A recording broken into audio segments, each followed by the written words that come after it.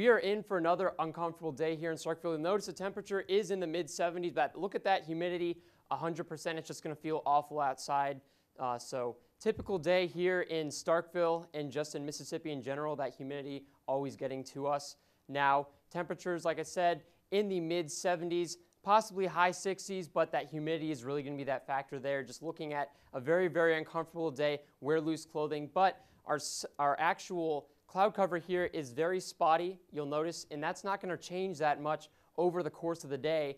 And that a lot of that cloud cover is actually because of Tropical Storm Nicholas here down in the south, down by South Texas, down by Brownsville. And that tropical storm is actually going to make its way north over the next several days, and that's going to be a big rainmaker for us. Now, right now, I really wouldn't worry about the tropical impacts. This data is really only going to be relevant for people on the Texas and possibly Louisiana coast.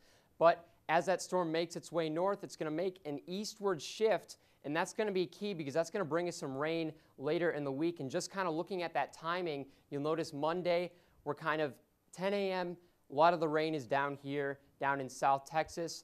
Some spotty showers here in Starkville. You'll notice this high pressure system typically bringing clear skies, but since we are on that backside, we're getting that tropical moisture that is just being advected up here towards Starkville, and we're getting some spotty showers as a result. Now, coverage won't be very high right now. We're expecting maybe a few sprinkles here and there for a lot of us, and that pattern will kind of continue up through Monday into Tuesday, and really up to Tuesday evening when that coverage increases. We get more widespread rain, and then into Monday we get even more rain in this area. That's really when the rainmaker is going to kind of come through that low. It won't be very strong at this point, but it will be bringing a lot of moisture into the area, and that's when we're going to get a lot of our rain.